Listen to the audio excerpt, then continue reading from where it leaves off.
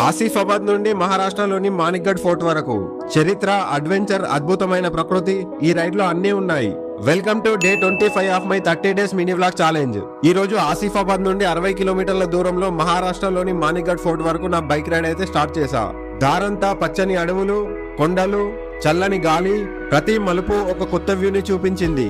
ఈ కోటని సుమారు 9వ శతాబ్దంలో మన నాగా డైనస్టీచే నిర్మించబడింది. తర్వాత గోండు రాజులు దీనిని ఒక ముఖ్యమైన సైనిక కోటగా ఉపయోగించారు.